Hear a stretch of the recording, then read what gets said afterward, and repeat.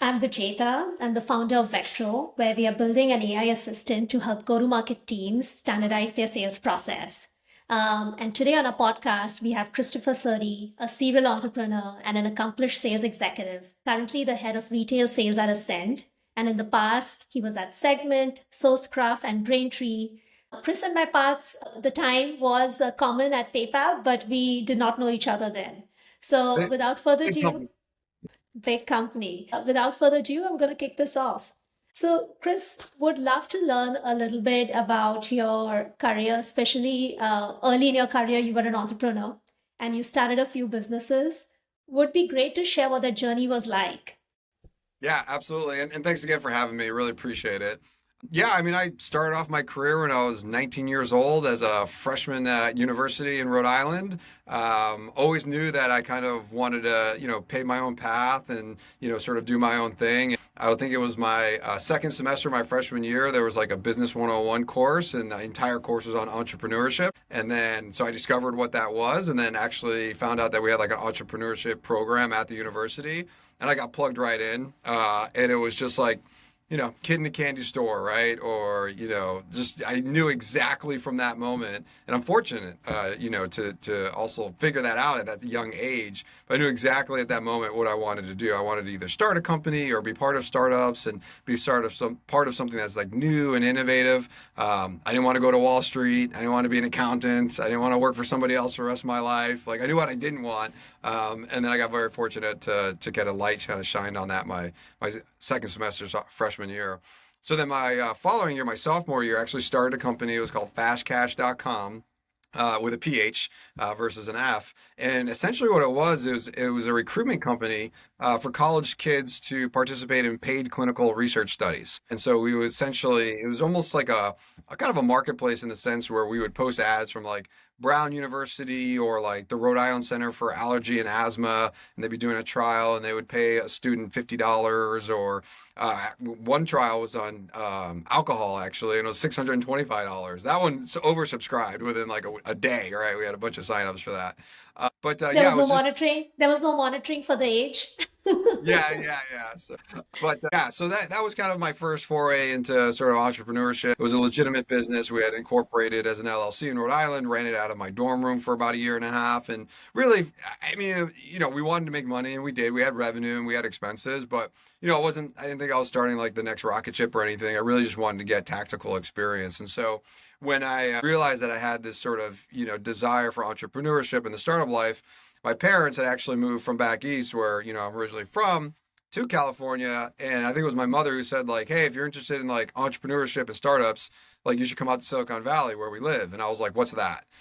She was like, I'll buy you a plane ticket. So I came out, went up the 101, and at that time it was Yahoo and Excite and all these startups. And I go, yeah, this is where I want to be. So then I transitioned to the West Coast, transferred to San Jose That's State University. impressive, though. That's impressive, though, that you got that guidance. Because imagine if you didn't have that, you probably may not have been here. No, I definitely would not have. Yeah, and that was over 20 years ago at this point. Yeah, it was 2003. It also helped that my mom got a job at San Jose State, so I ended up enrolling at San Jose State and getting like a 75% discount. So that was part of it, right? But it was certainly great. And it also my dad actually got a job and transferred my senior year of high school, so that's kind of the trail that led us here, which was really cool. But then, yeah, so then I just kind of shut that down, graduated from San Jose State University. My senior year, I was fortunate enough to get involved in a scholars program. So there was only three business students. The College of Engineering was sending students to Taiwan and China for a 2-week like short-term study abroad program. And again, it was a fully funded scholarship program, and they only took three College of Business students. So I was very fortunate to be selected for that. But I was literally visiting with like IBM China, Cisco China, and I was sitting, in Beijing and Shanghai, and I was like, why aren't people actually coming to Silicon Valley? Because this is where the headquarters are. So that seeded an idea for my second startup, which I launched after I graduated, called GEP. And essentially, what we did was professional development tours for foreigners who wanted to come to Silicon Valley to meet with all of these, Silicon Valley companies. So we ran that for 4 years. It was pretty successful, actually. Ended up selling that to a competitor for a 3x multiple, which back then was really good. Nowadays, if it's not more than 10x, no one cares, right? But back then it was good, and it put some money in my pocket. And then I co-founded a company called Powerbeam, with a guy named David Graham who had developed this wireless power technology. So cutting edge hardware technology. We raised about $1.5 million and we burned through every single dollar, spent 3 years trying to find product market fit. And unfortunately, just couldn't do it. But I lovingly call it my Silicon Valley MBA, right? So I learned a lot of like good stuff and like what works, but I also learned about like what doesn't work, and what it means to go up and down Sand Hill Road and meet with, KP and Sequoia and Excel and all these other VCs and, kind of what they actually really care about and things of that nature. Yeah, so that's my entrepreneurial sort of journey and path. And, there's probably some more details in there, but that's at a high level. And is that what set you on the path of sales? I mean, a little bit. I mean, in Silicon Valley, you're either a hustler or a hacker, right? And so I'm definitely not a hacker. I've always been on the hustle side. So whether it was my first company that I was running out of my dorm room back in Rhode Island, or my second company, or the third company, I was still always like head of sales or in charge of sales. I like to say I've been in sales my whole life. I just didn't realize it was an actual career until, I started a company. I was like, oh, you can actually have a career and make money doing this. For me, sales is an art and a science. And I spent a good portion of my life learning the art part. And then I had to spend a good portion of my life learning the science part. At this point, I have a fine balance between the two. But it's definitely a mix of that. So I want to go back to what you said, that you've been in sales all your life, right? So, and you said you started, with even you were 19 years old in your dorm room, right? But I guess at that point it was more about you want to control your own destiny, right? Yeah. And yes, as an entrepreneur, it's a lot about the hustle. So is that what set that path out, or did you also sort of have an experience growing up, running lemonade stands or selling door to door? All that stuff, right? Like in high school. I mean, even actually in like middle school, I remember me and my friend Brian Leibinger went down to the hardware store, bought 2 rakes, and then we just went knocking door to door saying, hey, can I rake your front lawn, right? Because on the East Coast in the fall, there's a lot of leaves on the front lawn. So always figuring out a way to sort of hustle, make money, just get involved in different sort of like, again, high school level sort of jobs that required like sales or sales ability. Even working like worked the local video store, right? And people would come in and ask for like recommendations on different movies. And like, that's even a part of sales, right? It's like solution consulting. Like, well, what are you looking for? Are you looking to laugh tonight? You're looking for a drama, right? Like, are you looking for something that's brand new? Or are you looking for a classic, right? Even just working at like a video store and sort of interacting with customers, and understanding their preferences essentially to make recommendations. I mean, that's part of the sales process, right? You seek to learn, Mm-hmm. understand, what is it that you're trying to sort of achieve, right? And then provide recommendations along that. Ideally, it's to your solution so that you can make a sale and put some money in your pocket, right? But at the end of the day, you're making those recommendations. Yeah, true, true. And I guess sales is so hard. Like, what keeps you going? I mean, sales is tremendously hard, and is really, really difficult at some times, right? Sometimes you have some highs and sometimes you have some lows. But at the end of the day, it's extremely rewarding, right? Especially if you're good at it, right? So it's really understanding that sales is a game essentially, right? And you need to learn the rules so you can play to win, right? I mean, it's all a game, right? All of it is just, understanding how does the system work, how is the game played, what are the rules, and then optimizing and maximizing so you can put points on the board or score touchdowns, whatever it is, so that you can win. And again, in sales, winning means, commission checks and providing for your family. And at the end of the day, for me, that's my North Star. That's my driving sort of index of just like everything I do is to provide resources for my family so that, we got a roof over our head, we got food on the table, the kids can do the activities that they are really good at or really talented at, and being able to support that and nurture that is, again, the guiding star there. So. Okay, and you also mentioned that it's a game, right? How has the game changed over the years? You're a veteran, so how has the game changed? I mean, like, I don't know. I've heard that recently too. Like, right? Like, how has the game changed? the game has actually changed. Essentially, like it's if capitalism is fundamentally a fair economic exchange. So part of the game, right, is going out and finding prospects and kind of hustling and having conversations, right? But really, it's all about just understanding what are your priorities and what are the pain that you're trying to solve. Everyone has a pain and everybody has a priority, whether you're like an individual consumer or you're B2B or you're, again, IBM, whatever, right? Like everyone's trying to get better at something. Everyone's trying to solve a pain and meet an objective.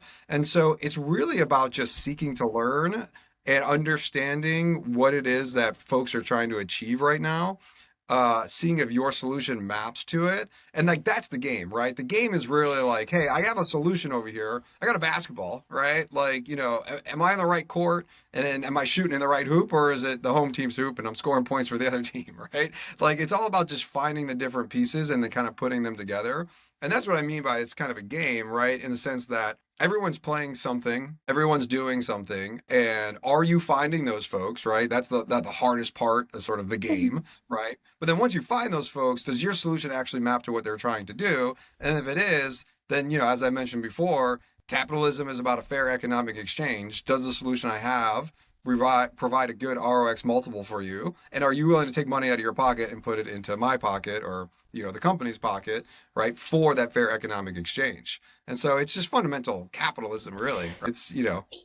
Yeah, and I love that. I think what your point is that the basics are the same, right? Like Yeah. finding if you can actually solve a customer's pain point, right? And is there a fair economic exchange following that? I guess, just to sort of, go back to what you also said, are you actually finding those people with that pain?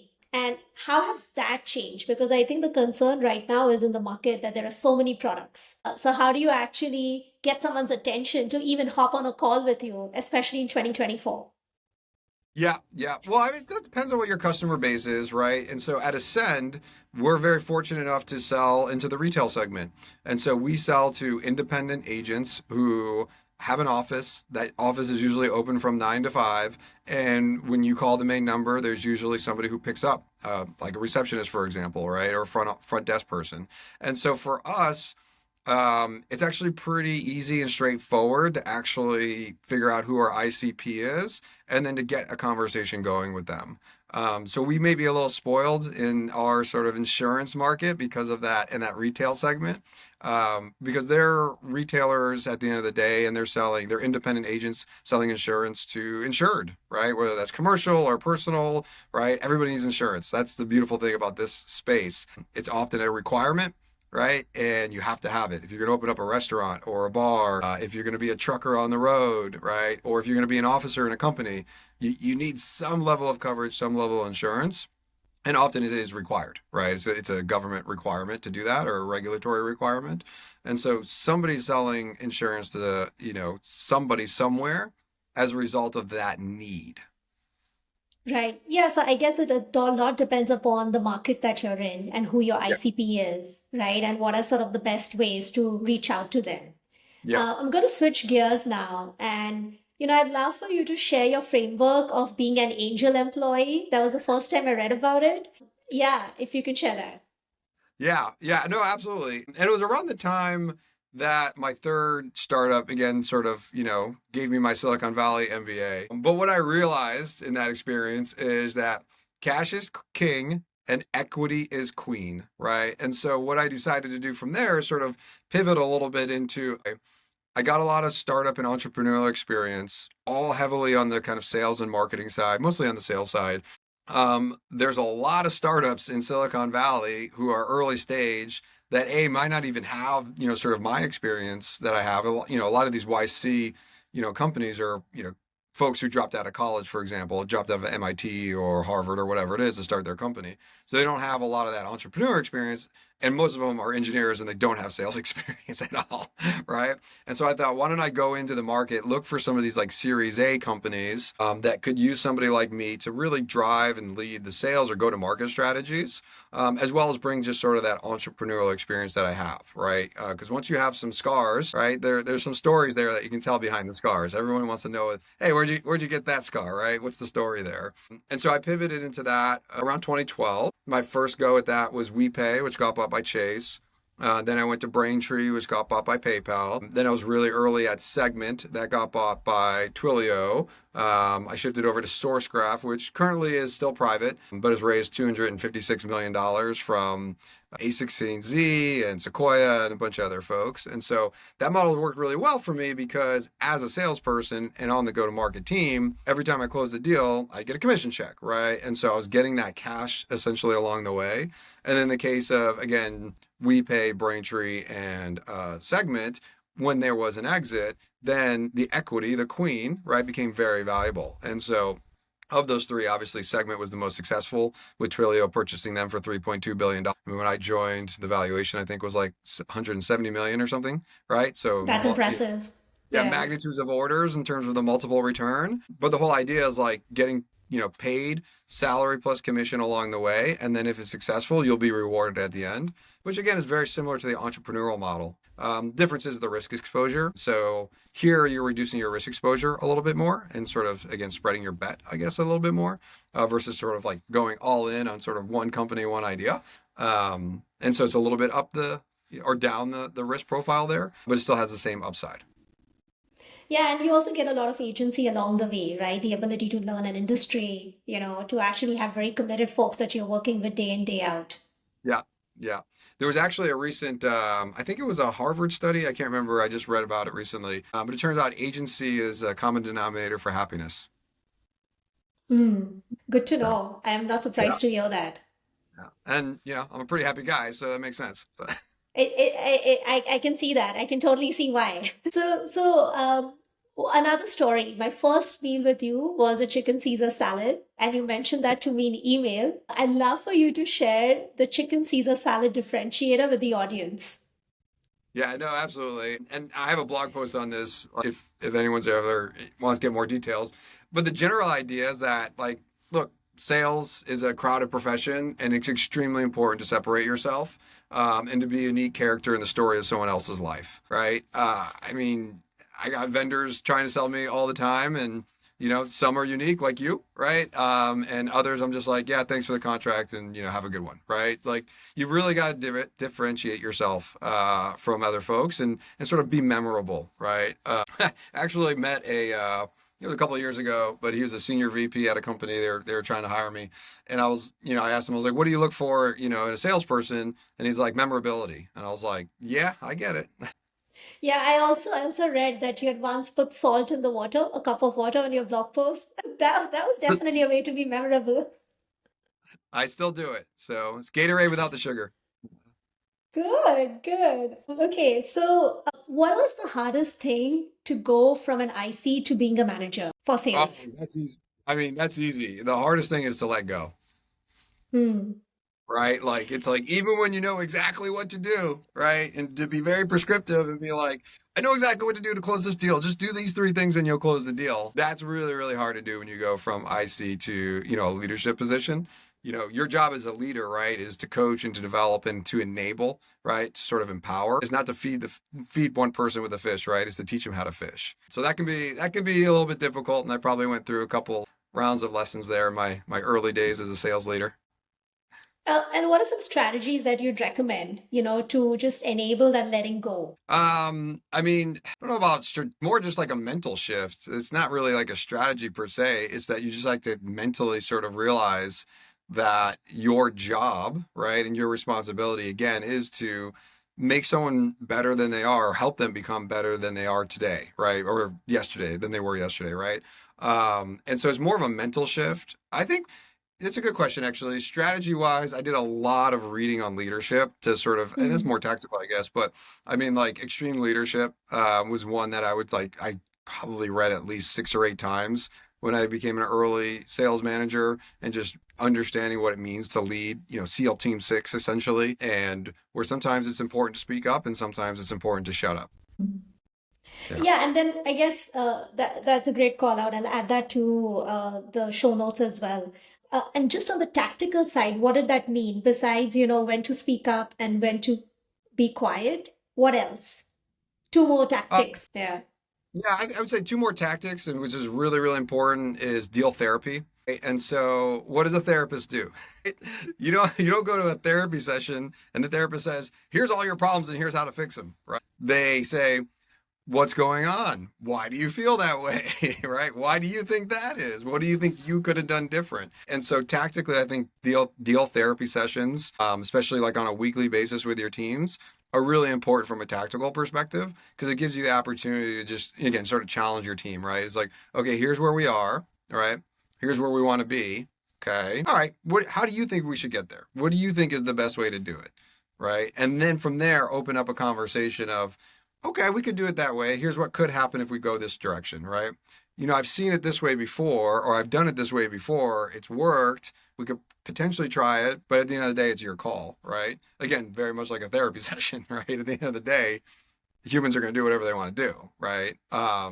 So I think that's a really, really good one. And then I think the other thing too is just understanding what motivates each individual AE and aligning your leadership style to those motivations, right? So someone who's like super motivated about like with money, that's pretty straightforward and easy. You know how to align to that, right? Other people are motivated with like work-life balance, right? Or they just want to have a big impact sort of, in the world. They're very vague, sort of thing, right? But you're going to know that if you dangle, a $500 or $5,000 bonus at them or whatever, they're gonna be like, yeah, that's cool. That's nice. That's not what motivates them, right? But if you're like, hey, if you close this deal, I'll give you a week off. They'll be like, yeah, I want that. Let's go, right? Because then I can go on vacation with my family. And so you got to map, your leadership style and how you're incentivizing and sort of, again, encouraging folks, right, to the things that motivate them.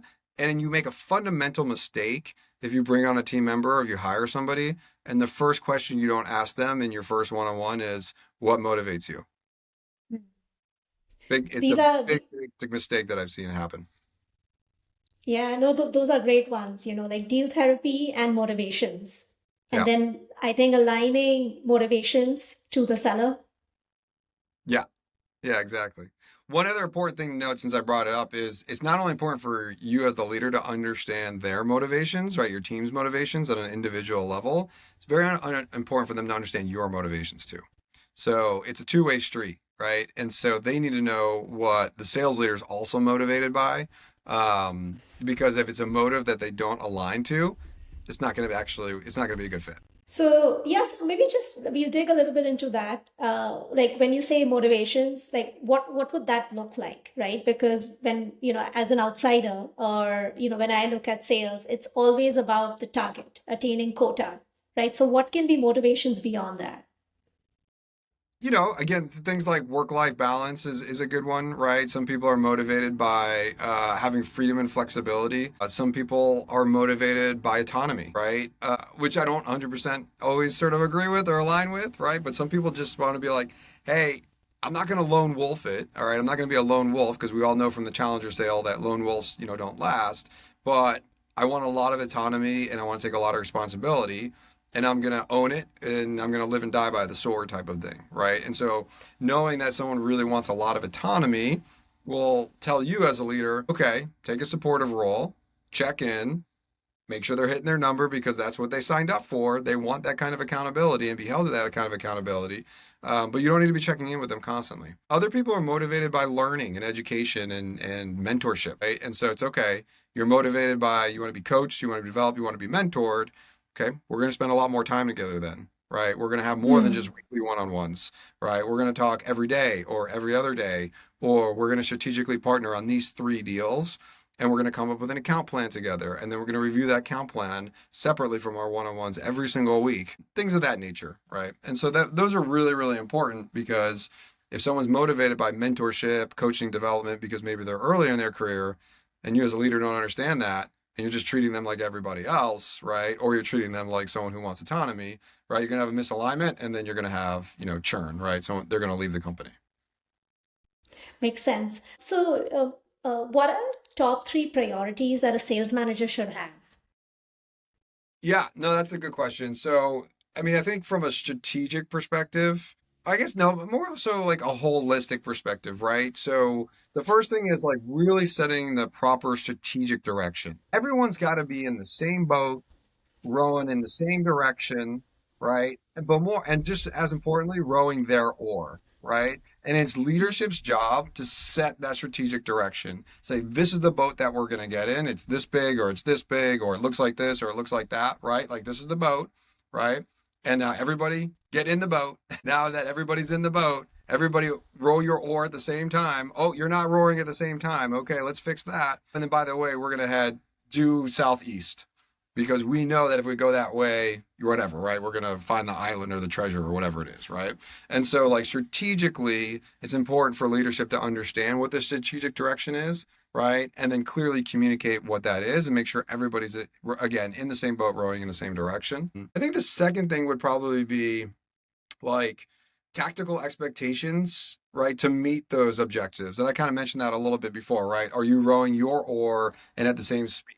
Right. So are you meeting the expectations that everybody else in this boat is sort of, achieving or expecting to do? And then the third thing, and this is kind of the harder part, right, is filling the gaps between the strategy and the tactics, right? So closing those gaps and making sure you're providing not only the sort of coaching and development for that, but then also the tools and the resources, right? Like Vetro, for example, right? We use you to close a gap between strategy and tactics, right? Providing the right guardrails.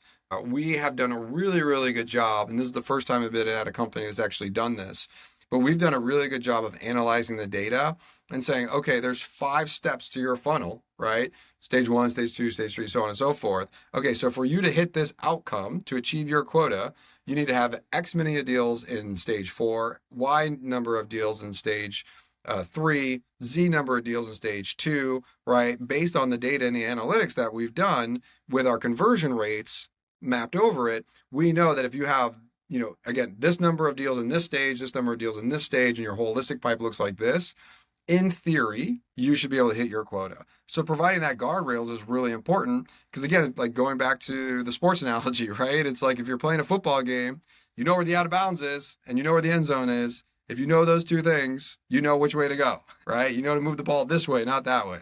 So I think that's really important. Again, along with like just the coaching and development piece.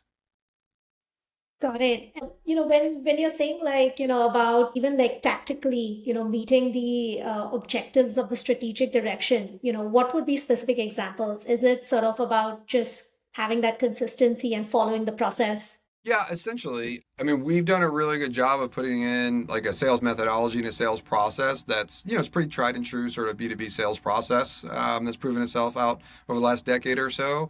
And so just making sure that people are adhering to what we call standard operating process, right? But more importantly, it's like it's not a force function. It's more getting the buy-in of like, hey, we've all developed this standard operating process together. We've all collaborated and agree that this is the right process.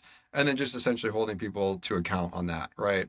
Because if you're not following the SOP that we put in together and you're not meeting your goals, right? So what's the disconnect, right? You're not following the guardrails that we put in. You're not following the protocols that we put into place and the really hard work that we did analyzing what good looks like. And so you're not getting good because you're not doing good basically. Hmm. So then how do you know when your team needs help and when do you step back? I mean, that's the beautiful part about sales, right? To go back to the sports analogy again, right? Everybody sees the scoreboard every single day.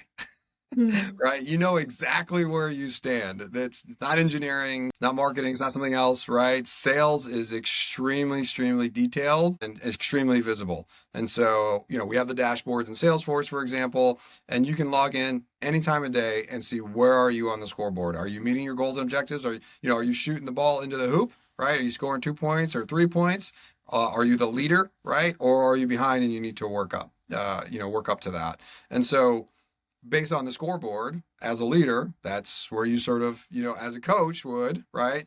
Okay, this person's really good at 2 pointers, but they're not so great at 3 pointers. So then you're going to work with them as a coach and work on their 3 pointers and vice versa, right? It's super, super transparent, super visible. And it's a gift actually, right? It's like you can actually see, right, what the performance is, and then you can proactively do something about it versus again, another, sort of departments or fields like in engineering or marketing or product or whatever it is, you may not know that for months, right? And you may not be able to sort of course correct quickly.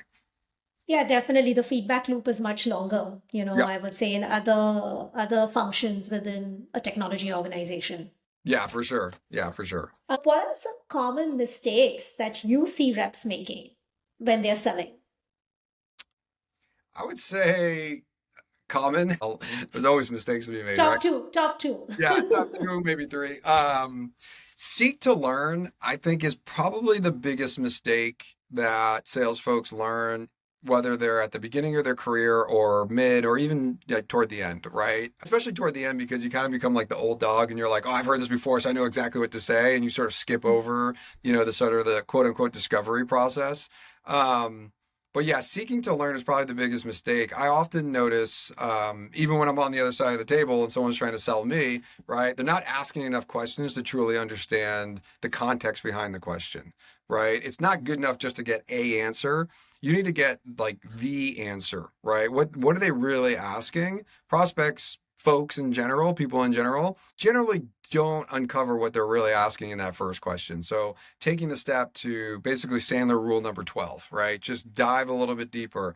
Say, why did you ask that question? Or it's a good question. Do you have a specific example in mind, of why you asked that? Or did that happen to you recently?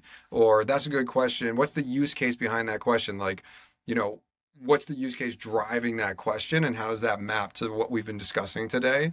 And so really diving deep, I think that's a big part of, some of the mistakes that I see generally speaking, right, at a high level. I think the other piece is like qualifying the deal up front and making sure that you're not sort of burning calories on something that chasing a deal. Like no one wants to chase a deal, right? Chasing a deal means that you probably didn't do enough discovery or digging deep enough at the beginning of the sales process, or more so, you haven't tied to the business outcome, right? Every single purchase is based on a business case. Whether the customer who's buying it knows it or not, there's a calculation going on, whether it's on paper or in their head of I'm going to spend $1 and I'm going to expect to get $4 back or $10 back or whatever it is, right? Going back to what I was saying before, fair economic exchange. I'm going to give money to you and I'm going to expect something in return. And again, whether that's sort of mapped out in sort of a calculator or sort of like a business value assessment, sort of briefing, or if it's just again in the prospect's head of just like quick calculations back of the napkin. Yeah, that makes sense. If I spend $100 on this per month, I'm going to get like $1,000 back per month. I'm good to go, right? But not a lot of folks connect those dots in the beginning of the sales process because again, they're not uncovering enough. But even if they uncover it, then you also need to connect that business value so that that business case can either be readily sort of like affiliated, right? It's like, yep, no, I get it, let's go. Or you can present a business case where it all makes sense. It's like, look, we talked about these 5 value drivers or these 3 value drivers. And based on the analysis and calculations we've done, here's if you start using us, this is the expected return that you can get based on those value drivers and the inputs that you've provided us through these conversations. And again, if you've done a good job at the beginning, then all of that will just be like, yeah, that makes sense. Okay, let's go. Yeah, I think the challenge also is to make the prospect really connect that value, right, back to the Yeah. business outcome. Because I think that's the piece that I think is really, really hard. True, true. My last question. What's your one piece of advice that you would give to an AE stepping into the role of a sales manager? I mean, it's the same advice I'd probably give to anybody, which is you're here to serve, right? I mean, we all are. I mean, just ask yourself at the end of every single day, right?